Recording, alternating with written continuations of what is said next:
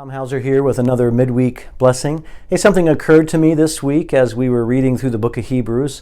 The writer of Hebrews says a few things a few different times that just really struck me as challenging for me to really believe, really lean into.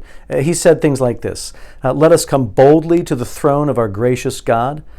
We can boldly enter heaven's most holy place. Let us go right into the presence of God.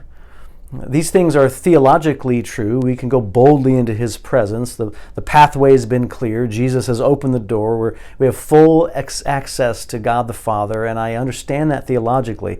But practically speaking, it's hard for me. I get nervous going into places that I don't think I belong, like a fancy restaurant. I'm afraid I'm not going to be dressed right, or they're going to hand me a menu with like words on it that I don't even know what they are, and I don't want to order the wrong thing. Or when I get ready to go through TSA, even though I know I don't have anything illegal on me, I wonder, well, maybe I forgot, or I won't take my shoes off right, and they're going to throw me in some back room and start interrogating me.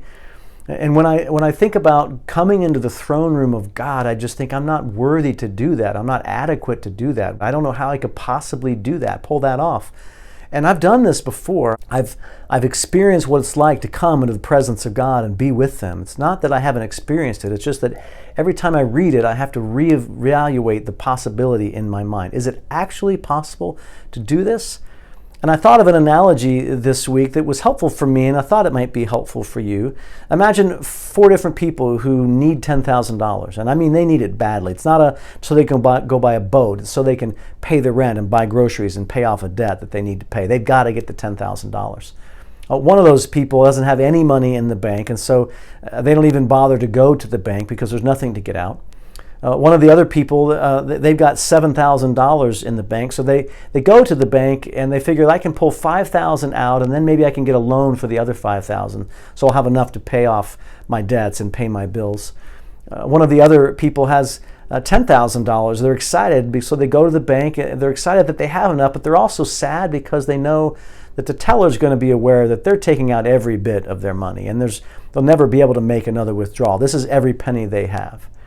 And then there's the person whose dad opened an account for them at the bank, actually whose dad owns the bank, and in that account he deposited $50 million.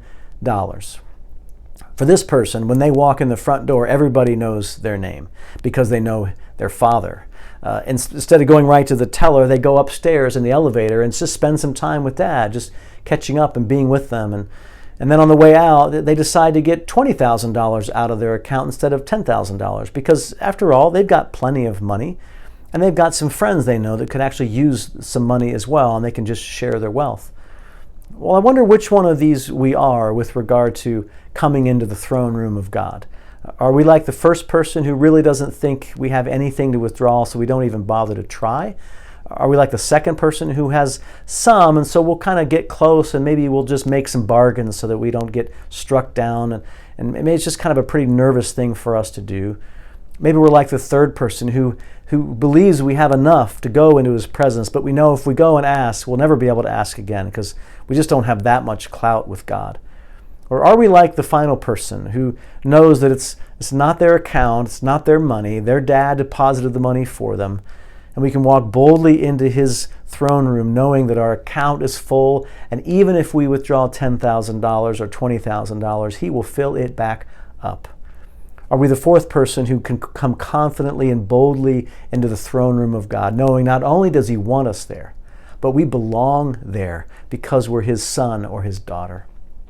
I pray as we read the Scriptures that we would find phrases like this that seem so unbelievable, seem so much like they're out for some specific person, not for us, and we would believe that they are actually there for us, who are identified as brothers and sisters in Christ, as sons and daughters of the King, that we really can come into His throne room. And I pray we'd have the boldness to do it.